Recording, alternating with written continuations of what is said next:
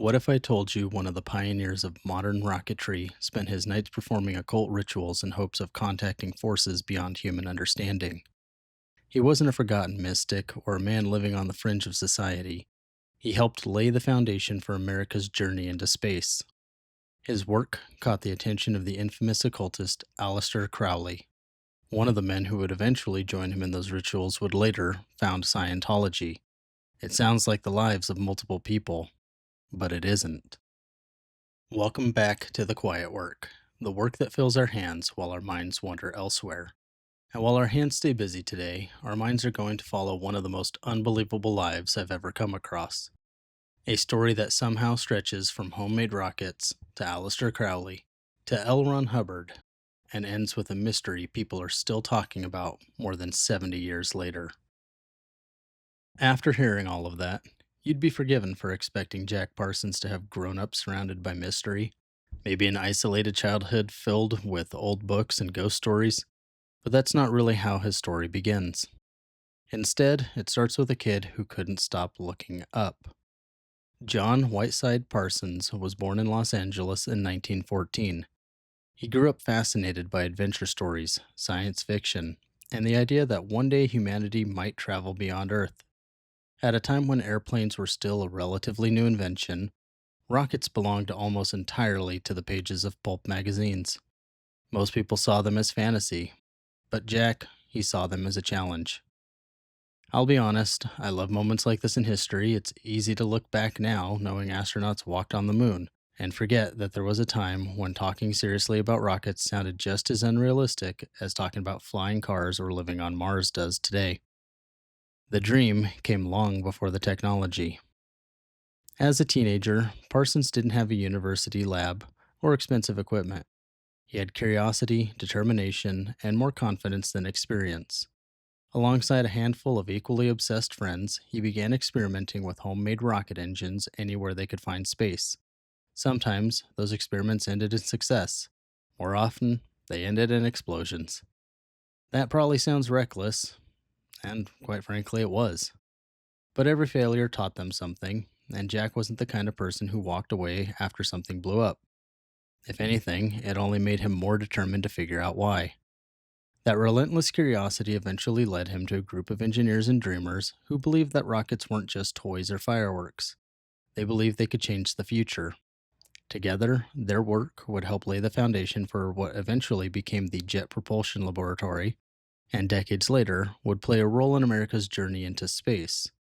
For most people, that would be an extraordinary legacy all by itself. But for Jack Parsons, the rockets were only half of the story. Jack Parsons became friends with a small group of engineers and dreamers who refused to accept that rockets were impossible. Among them were men like Frank Molina and Ed Foreman, and together they began experimenting with liquid-fueled rockets anywhere they could safely, or sometimes unsafely, find room. I'll be honest, safely is probably giving them far too much credit. Early rocket testing was unpredictable. Engines exploded, equipment failed, parts flew in every direction. They were working with volatile fuels, limited funding, and technology that was being invented almost as quickly as they could test it. Every successful firing was surrounded by a long list of failures that could have convinced almost anyone else to quit. But instead, they kept coming back. Their experiments eventually attracted the attention of researchers at the California Institute of Technology. What started as a handful of enthusiasts tinkering with impossible ideas slowly became something much bigger. Not everyone was impressed. Because of the explosions, the scorched test sites, and the very real possibility that one of them might accidentally kill themselves, the group earned a nickname from skeptical colleagues: the Suicide Squad. It wasn't meant as a compliment, but despite the jokes, the results were becoming impossible to ignore. The team proved that rocket propulsion could do more than entertain science fiction writers. It could solve real engineering problems. As tensions in Europe continued to rise and the possibility of another world war became harder to ignore, the US military also began to take an interest. One of the group's biggest breakthroughs came through the development of jet-assisted takeoff units, better known as JATO. These small rocket engines could be attached to heavily loaded aircraft, giving them the extra thrust needed to leave short runways or carry heavier payloads into the air. It was the kind of practical application that changed minds. Suddenly, rockets weren't just a fantasy about reaching the moon, they were becoming military technology. The work Jack Parsons and his colleagues were doing in Arroyo Seco would eventually grow into the Jet Propulsion Laboratory, one of the most influential research centers in American history. Decades later, that same institution would help send spacecraft across the solar system. That's an incredible legacy for anyone to leave behind. But while Jack was helping push humanity closer to the stars during the day, another obsession had already begun pulling at his attention. And unlike rockets, almost nobody around him could understand it. By the early 1940s, Jack Parsons had done something remarkable. He'd helped prove that rockets weren't just the fantasies of science fiction writers. The work he and his colleagues were doing was beginning to reshape aviation, attract military attention, and lay the foundation for what would eventually become America's journey to space. And for a lot of people, that would have been enough. So why wasn't it enough for Jack? Honestly, I don't think that's a very easy question to answer, because it's easy to look at what came next and assume he'd simply turned his back on science.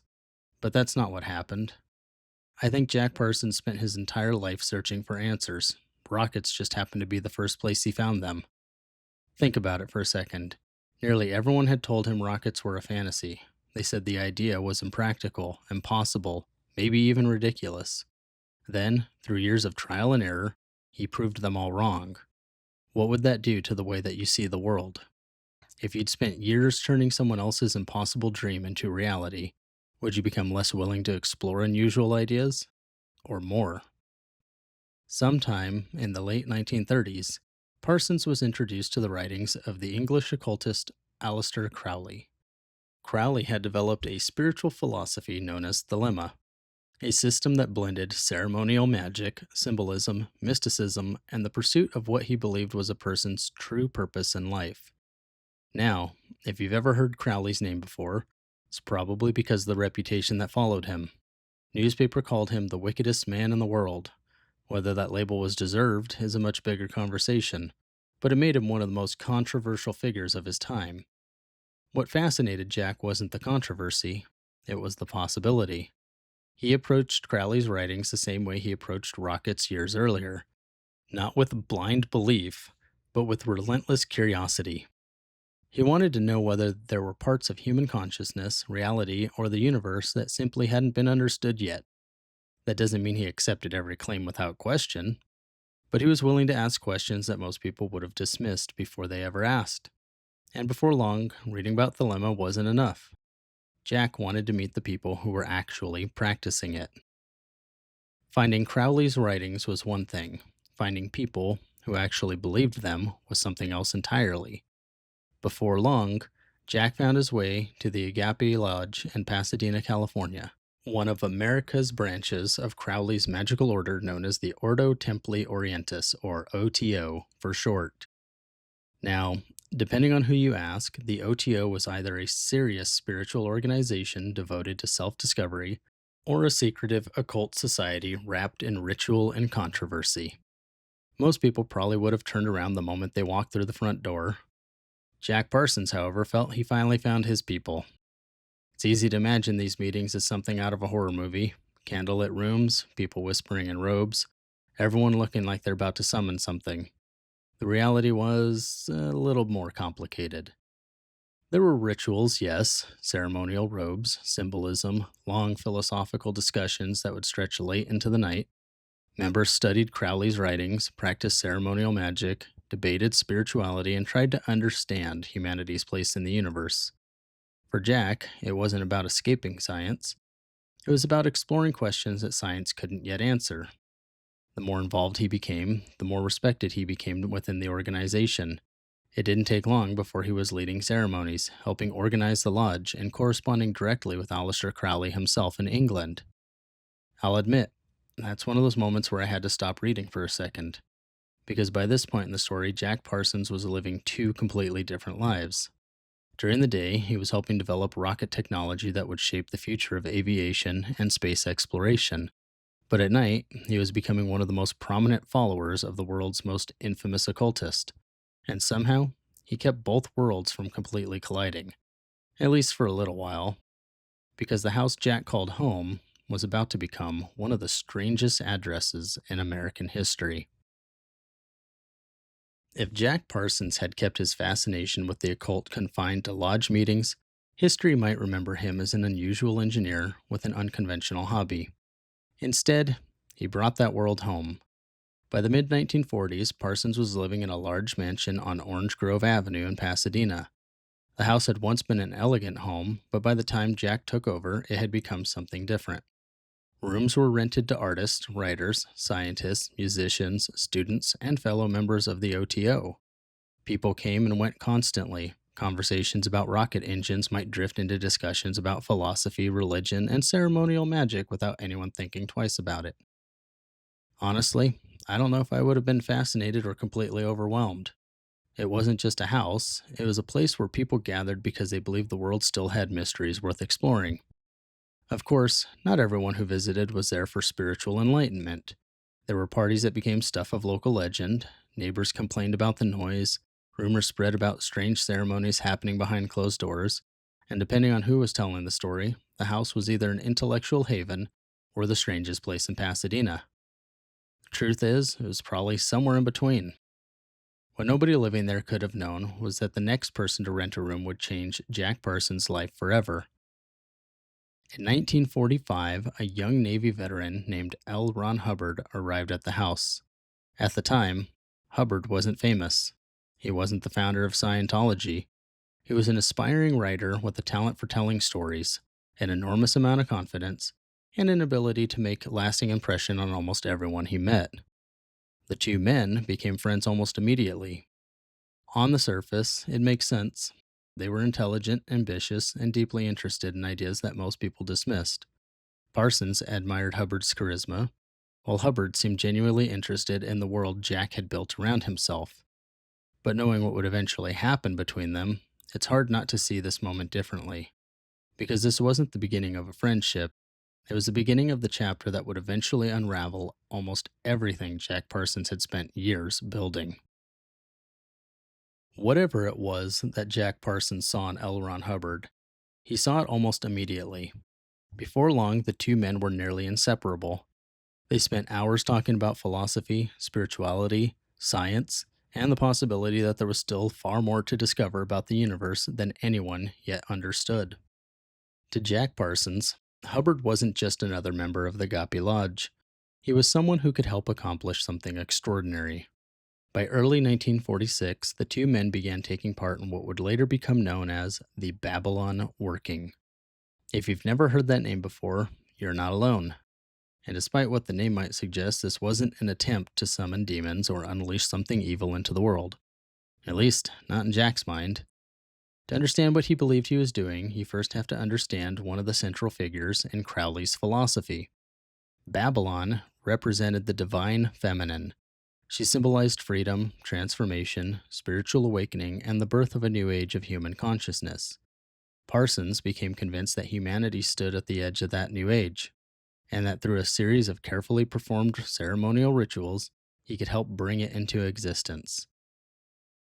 Every ritual, every prayer, every symbol, every carefully chosen date, to Parsons, none of it was symbolic theater. He believed it mattered. The working stretched across several weeks. Parsons documented much of the experience in his journals, describing visions, emotions, symbols, and moments that convinced him something profound was unfolding. Hubbard wasn't standing on the sidelines, though. He took part in the ceremonies alongside Jack, playing an active role throughout the entire operation. Then, just as the rituals were coming to an end, something happened that Jack found impossible to ignore. He met an artist named Marjorie Cameron. The connection between them was immediate. Most people would have called it coincidence. Jack Parsons called it confirmation. He became convinced Cameron was the woman the rituals had been preparing him to find. To him, she wasn't simply someone he'd fallen in love with. She was living proof that the Babalon Working had succeeded. Parsons believed he had just taken part in the single most important spiritual event of his life. It's not hard to imagine how hopeful he must have felt, because after years of chasing impossible dreams, first through rockets and now through ritual, It finally seemed as though both parts were leading exactly where they were supposed to, but he had no way of knowing that one of the people he trusted most was about to change the course of his life forever. At the time, Jack's personal life was already changing. His relationship with fellow OTO member Sarah Northrup had begun to unravel, while his connection with Cameron grew stronger. Those two relationships would soon become intertwined with one of the biggest betrayals of his entire life. For Jack Parsons, everything seemed to be falling into place. He believed the Babalon Working had succeeded. He'd found Cameron, the woman he believed was connected to the rituals. His career had already helped change the future of rocketry, and standing beside him through all of it was one of his closest friends. But then, everything started to slowly fall apart. Ironically, it wasn't because of the occult, it was because of money. By this point, Jack trusted L. Ron Hubbard with almost every part of his life. They spent countless hours together discussing philosophy, taking part in rituals, and chasing ideas most people would have dismissed without a second thought. Trusting him in business probably didn't feel like much of a leap. Together, the two men invested in a venture to purchase yachts on the West Coast, sail them through the Panama Canal, and sell them for a profit on the East Coast. It sounded like another ambitious adventure, but instead, it became one of the biggest mistakes of Jack's life. Before long, Hubbard left California with the boats, and with Sarah Northrup, Jack's former partner. Jack had lost a friend he trusted, a significant amount of money, and yet another important relationship. Determined to stop them, he traveled to Florida, where the dispute eventually ended up in court. Parsons was ultimately able to recover ownership of at least some of the property, but by then, the damage had already been done. There's one final detail from this chapter of his life that tells you almost everything you need to know about Jack Parsons. According to his own journals, as Hubbard prepared to leave California, Jack performed the banishing ritual of the pentagram. He believed the ritual could call upon spiritual forces to stop Hubbard before he got away.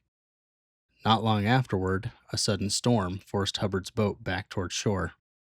Jack never believed it was simply coincidence. The betrayal by Hubbard didn't end Jack Parsons' life, but it changed the direction of it. For the first time in years, Jack wasn't chasing the next impossible dream. He was trying to rebuild after watching several of the things he trusted most collapse all at once. One person, however, never walked away. Marjorie Cameron remained by his side. The woman Jack believed he'd been led to through the Babalon Working became his partner as life grew increasingly uncertain. Whether you believe the rituals meant anything or not, it's difficult to ignore the role Cameron would come to play the rest of his life. While friendships disappeared and opportunities became harder to find, she stayed. The world outside their home, however, was changing just as quickly. The Second World War had ended, the Cold War was beginning. Across the United States, loyalty investigations and security concerns were becoming increasingly common, especially for anyone connected to sensitive military projects. Jack Parsons wasn't an easy man to explain. He'd helped pioneer American rocket technology. He worked on projects important to the military. At the time, he'd openly associated with controversial spiritual movements and some equally controversial people. There was no evidence that he had ever betrayed his country, but in an era where suspicion alone could end a career, that often wasn't the point. The opportunities that had once seemed endless began to disappear. Government work became harder to secure. Security concerns followed him. Doors that had once opened because of his talent quietly started closing. I keep coming back to the irony of it all. Years earlier, people had laughed when Jack insisted rockets could change the world. Now, the world had finally caught up to his vision, and he found himself watching from the sidelines. He continued taking whatever work he could find, often involving explosives and chemical compounds. It paid the bills, but it wasn't the future he had imagined when he was testing rockets in Arroyo Seco. By then, much of what had once defined his life had changed. His closest friendship had ended in betrayal. The spiritual community he devoted himself to had become increasingly fractured. The career he helped build was moving forward without him. But through it all, Cameron remained by his side, watching the man she loved struggle to find his place in a world that seemed to have outgrown him. And then, on June 17th, 1952, Everything changed one last time. On that fateful afternoon of June 17th, an explosion ripped through a small lab in Pasadena. Jack Parsons had spent years working with volatile chemicals and explosives. It was dangerous work, and that afternoon, something went catastrophically wrong. He would end up dying later that day from his injuries. He was just 37 years old. His death sparked decades of speculation. Stories of sabotage, murder, secret government involvement followed almost immediately. Even today, people continue searching for answers, but whatever happened inside that lab, it marked the end of one of the most extraordinary lives I've ever researched. When I first came across Jack Parsons, I thought I was reading about two people. One helped lay the foundation for modern American rocketry. The other devoted himself to ceremonial magic, corresponded with Aleister Crowley, performed rituals with a young L. Ron Hubbard, and believed he'd taken part in one of the most important spiritual awakenings of his life. But the strange part was, it wasn't two people. It was just one man. I think that's why his story stays with me. Not because it proves anything about the occult, and not because it answers every question, simply because it's so incredibly difficult to believe that one person could have lived a life this unusual. Jack Parsons didn't fit neatly into history, but maybe that's why he deserves to be remembered.